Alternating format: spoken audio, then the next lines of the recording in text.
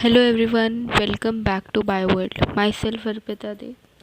और आज हम लोग डिस्कस करेंगे 2024 के PYQs। ठीक है, पार्ट 2 केमिस्ट्री।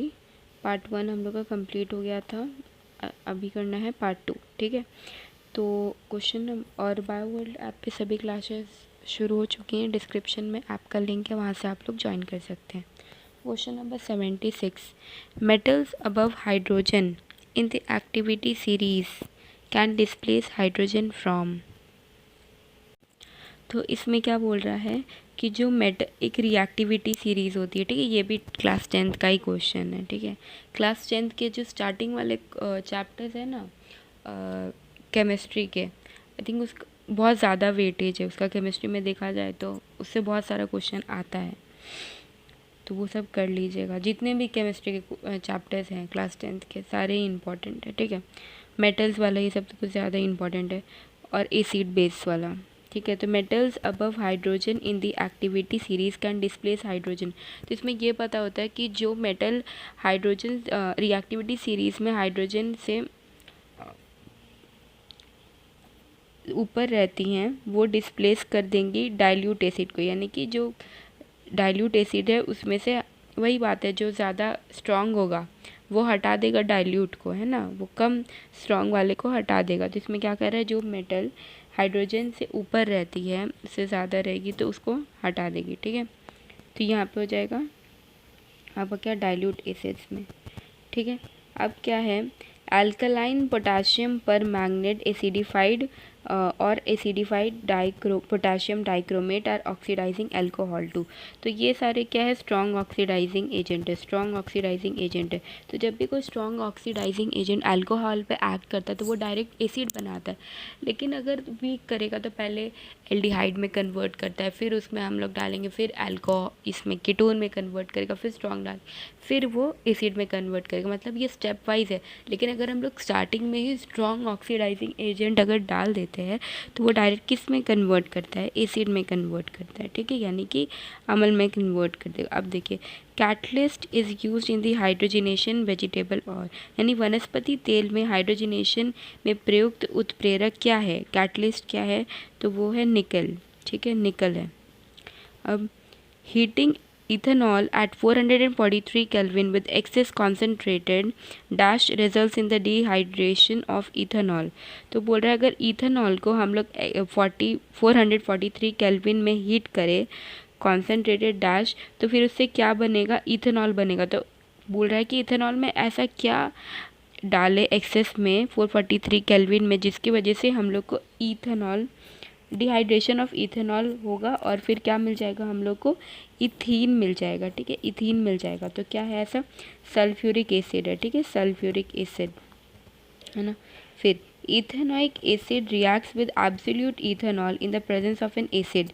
तो इसमें बोल रहा है इथेनॉइक एसिड इथेनॉल में जब एक्ट करता है तो क्या बनाता है, तो वो बनाता है हमारा ईस्टर बनाता है। इसी रिएक्शन को एस्टेरिफिकेशन रिएक्शन भी कहते हैं। ठीक है, अगर ऑर्गेनिक में यानी केमिस्ट्री में अगर अच्छा स्कोर करना है तो ऑर्गेनिक आप लोग को एक्स्ट्रा कुछ नहीं पढ़ना है, जो एनसीईआरटी में दिया हुआ है वही लाइन बाय लाइन पढ़ना है। और ऐसा होना चाहिए कि हर एक जो रिएक्शन है ना उसका बेसिक आइडिया पता होना चाहिए कि एक्चुअली हो क्या रहा है, कौन किस में कन्वर्ट हो रहा है और उसका मेनली रिएजेंट क्या है। ठीक है, ये तीनों चीज़ पता होनी चाहिए आप लोग को रिएक्शन में। और जो स्पेशली जो नेम रिएक्शंस हो गया, फिर जो जो पॉपुलर रिएक्शन है लाइक एस्टेरिफिकेशन, जिंगलर-नेटा कैटलिस्ट हो गया, फिर गैब्रियल डिहाइड हो गया, और भी फर्दर बहुत सारे रिएक्शंस हैं, तो वैसे करके पता होने चाहिए। और अभी आप लोग पूरा ऐसे चैप्टर पढ़िए, लेकिन बाद में क्या करिएगा, एक चैप्टर का एक ऐसे शॉर्ट नोट टाइप का, मतलब कि सारे रिएक्शन होने चाहिए, या फिर एनसीईआरटी में ही आप लोग पेंसिल से कवर करके या जो जो चीज़ है उसको लिख दीजिएगा। इससे बाद में रिविज़न करने में काफ़ी ईजी पड़ता है। ठीक है, फिर 81 dash can be use as a cleaning agent for domestic purpose. तो सफाई करने के लिए घरेलू उपयोग के प्रयोजनों के लिए सफाई एजेंट के रूप में कौन सी चीज़ यूज़ की जाती है, तो वो क्या है हमारे पास, कौन सा चीज़ यूज़ किया जाता है, सोडियम कार्बोनेट। क्या यूज़ किया जाता है, सोडियम कार्बोनेट। ठीक है, अब केमिकल फॉर्मूला ऑफ जिप्सम, ये भी क्लास 10th का है। तो पूछ रहा है केमिकल फॉर्मूला क्या है जिप्सम का, ठीक है। तो ऑप्शन नंबर ए हो जाएगा हमारा CSO4.2H2। अब देखिए जिप्सम का, प्लास्टर ऑफ पेरिस का, ये सब का जो फॉर्मूला है ना बहुत अच्छे से पता होना चाहिए। देखिए यहाँ पे भाई प्लास्टर ऑफ पेरिस फिर आ गया। Plaster of Paris of the substance which doctors are use as plaster for supporting fracture bones in the right position is, कौन सा इसका फॉर्मूला है, तो वो क्या हो जाएगा ये। यहाँ पे आप लोग को तो दिख रहा है जो जिप्सम था ये जिप्सम का था, ठीक है, सेम ही है, ज़्यादा कुछ नहीं है, ये जिप्सम का था। और POP का ये क्या हो गया, हाफ हो गया, ये 2 में था ये हाफ में हो गया, बस ऐसे करके याद करना है, ठीक है। ऑन हीटिंग जिप्सम, अगर हम लोग जिप्सम को हीट करें कितने टेम्परेचर में विथ तो फिर इससे क्या होगा, वाटर निकलेगा और क्या बनेगा, कैल्शियम सल्फेट हेमीहाइड्रेट, क्या बनेगा, कैल्शियम सल्फेट हेमीहाइड्रेट, क्या बनेगा, कैल्शियम सल्फेट हेमीहाइड्रेट। जिप्सम को अगर हम लोग हीट करते हैं तो क्या वाटर लूज़ करता है और क्या बनाता है, कैल्शियम सल्फेट हेमीहाइड्रेट। तो कितना हीट इसमें चाहिए, तो होता है 373 केल्विन, ठीक है। Metals in their dash have a shining surface, तो धातुओं की कौन सी सतह चमकदार होती है शुद्ध अवस्था, अगर वो प्योर स्टेट में है। अगर प्योर स्टेट में क्या होता है, प्योर स्टेट मतलब जिसमें कि जो भी इम्प्योरिटीज़ हैं हम लोग हटा देते हैं, ठीक है। तो अगर हम लोग उसको प्योर स्टेट में कन्वर्ट कर देते तो फिर वो क्या करता है, चमकता है, ठीक है, चमकता है। हो गया। अब oxidation of iron in FeCO5 इसका क्या है, ऑक्सीडेशन स्टेट, ऑक्सीडेशन अवस्था पूछ रहा है। तो आप लोग को दिख रहा है कि यहाँ पे जो CO5 है ये न्यूट्रल है यहाँ पे, तो आयरन में कैसा चार्ज होगा, 0 हो जाएगा, इतना सिंपल है। ऑक्सीडेशन क्या हो जाएगा, स्टेट 0 हो जाएगा। अब यहाँ पे देखिए unit of rate of constant in first order, तो फर्स्ट ऑर्डर का क्या है, ये है, ठीक है, ये है फर्स्ट ऑर्डर का। वैसे करके ही आप लोग को क्या किस किस का पता होना चाहिए, जो जो लिखते जाती हो ना, जो इम्पोर्टेंट है वो सब जाके देखना है, ठीक है। ये सब में बहुत मतलब प्रोबेबिलिटी है क्वेश्चन आने का, इसीलिए 0 ऑर्डर का पता होना चाहिए, ठीक है, और सेकंड ऑर्डर का पता होना चाहिए, और आप लोग nth का भी कर लेंगे, ठीक है। ये तीनों होमवर्क है, ये सारा पता कर लीजिएगा आज ही और उसके कॉपी में लिखिएगा। एक ऐसा कॉपी बनाना जिसमें कि ऐसे चीज़ें, 2 चीज़ आप लोग को लिखनी है, ठीक है, उस कॉपी में। एक तो आप जो सबसे ज़्यादा भूलते हैं, दूसरा जो सबसे ज़्यादा गलती होता है, ये दोनों चीज़ें आप लोग को उस कॉपी में लिखनी। इससे क्या होगा, जिस दिन एग्ज़ाम है उसे सुबह सुबह ये सब रिवाइज़ कर लीजिएगा, तो आप लोग को पता चलेगा कि उस कॉपी से ही बहुत सारा क्वेश्चन आ जाता है, ठीक है। अब dash series of lines are the only lines in the hydrogen spectrum which appears in the visible region of the electromagnetic spectrum। तो बोल रहा है विजिबल रीजन में कौन सी रेखा जो है वो मिलेगी, तो बाल्मर होती है। वैसे ही आप लोग को पता करना है कि UV किस में है, ठीक है, इंफ्रारेड किस में है, वैसे करके। तो question number 88 Balmer visible region में आएगा, ठीक है। अब है question number 89, the quantum numbers defines the 3 dimensional shape. तो कौन सा ऐसा क्वांटम नंबर है जो कि 3 डायमेंशनल शेप उसका बताता है ऑर्बिटल का, तो वो बताता है आपका अज़ीमुथल क्वांटम नंबर। वैसे करके आप लोग जानेंगे, इन सब के बारे में भी पढ़ना है, ठीक है, इन सब के बारे में भी पढ़ लीजिए। क्वांटम नंबर से क्वेश्चन आता है या तो 1 2 ऐसा करके आ ही जाता है, ठीक है। फिर ये तो बहुत ही इजी क्वेश्चन है कि ऐसी कौन सी स्पीशीज़ है जिसका साइज़ क्या है, स्मॉलेस्ट है। तो देखिएगा जिसका भी पॉजिटिव जो चार्ज है, 1 मिनट, जो पॉजिटिव चार्ज का मैग्नीट्यूड जितना ज़्यादा होगा साइज़ कितना होगा उतना ही स्मॉल होगा, और अगर नेगेटिव चार्ज का वैल्यू ज़्यादा होगा, लाइक -3 -4, समझ में आ रहा है ना, मैग्नीट्यूड वाइज देखेंगे, ठीक है। अगर माइनस लगा है और उसका नंबर ज़्यादा है तो फिर हम लोग क्या करेंगे, अब ये नहीं बोलेंगे कि -1 बड़ा होता है -2 छोटा होता है, नहीं, इसमें देखना है कितना माइनस के बाद कितना नंबर वो ज़्यादा, ठीक है। यहाँ पे ऐसा कॉन्सेप्ट है कि -3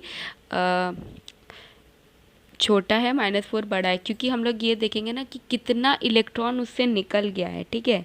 अगर इलेक्ट्रॉन ज़्यादा है तो साइज़ उसका बड़ा होगा, लेकिन इलेक्ट्रॉन कम हो गया, इसका मतलब क्या, साइज़ उसका छोटा हो गया। तो अगर नेगेटिव है, ठीक है, नेगेटिव बढ़ रहा है, इसका मतलब क्या कि इलेक्ट्रॉन में कौन सा चार्ज होता है, नेगेटिव, यानी नेगेटिव बढ़ रहा है तो उसका जो साइज़ होगा वो क्या होगा, बड़ा होगा। तो यहाँ पे बोल रहा है स्मॉलेस्ट क्या है, तो पॉजिटिव चार्ज इसमें ज़्यादा है तो इसमें दिख रहा है Al3+ में, ठीक है। और क्या है इसमें नेगेटिव चार्ज, और नेगेटिव चार्ज जितना ज़्यादा होगा तो साइज़ उतना क्या हो जाएगा, बिग हो जाएगा, ठीक है, उतना क्या हो जाएगा, बिग हो जाएगा, बिग, ठीक है। अब pKb वैल्यू ऑफ अमोनिया, तो pKb वैल्यू अमोनिया का क्या है, 4.75, ठीक है। इसमें कोई ऐसा, देखिए सिंपल सा है, ये रटने के लिए हो जाएगा, क्योंकि इसमें कोई यही नहीं दिया हुआ है, वैल्यू नहीं दी हुई है, क्योंकि pKa + pKb करके हम लोग =14 वैसे करके निकालते हैं ना कॉन्सेप्चुअली, तो फिर ये रटना ही पड़ जाएगा, कोई ऑप्शन नहीं है। अब फेलिंग सोल्यूशन ए और फेलिंग सोल्यूशन बी, इसके बारे में पता होना चाहिए, इसका क्या काम होता है, ये बहुत ही इंपॉर्टेंट है, ठीक है, बहुत इंपॉर्टेंट है। तो फेलिंग सोल्यूशन ए है, फेलिंग सोल्यूशन ए है एक्वस कॉपर सल्फेट, ठीक है, एक्वस कॉपर सल्फेट। वैसे आप लोग को पता होना चाहिए फेलिंग सोल्यूशन बी क्या है, तो ये हो जाएगा ऑप्शन नंबर बी का, ये है फेलिंग सोल्यूशन बी, ठीक है, अल्कलाइन सोडियम पोटाशियम टार्ट्रेट, ठीक है। और आप लोग ये कमेंट में बताना रॉशेल सॉल्ट किसको बोलते हैं, ठीक है, इसी में आएगा, लेकिन आप लोग बताना है कौन सा है रॉशेल सॉल्ट, फेलिंग ए है या फिर फेलिंग बी है, ये बताना है कमेंट में, ठीक है। फिर 2,4,6 ट्राइनाइट्रोफिनॉल क्या कहते हैं उसको, बहुत ही पिक्रिक एसिड, बहुत ही तगड़ा एसिड है, मतलब सॉरी स्ट्रॉन्ग एसिड है, सॉरी फॉर माई लैंग्वेज, बहुत ही स्ट्रॉन्ग एसिड है, और ये बहुत मतलब कि कन्वर्ट कर देता है, ठीक है, अच्छा खासा, इसमें बहुत ज़्यादा पावर है, स्ट्रॉन्ग एसिड है एक टाइप का, पिक्रिक एसिड, ठीक है।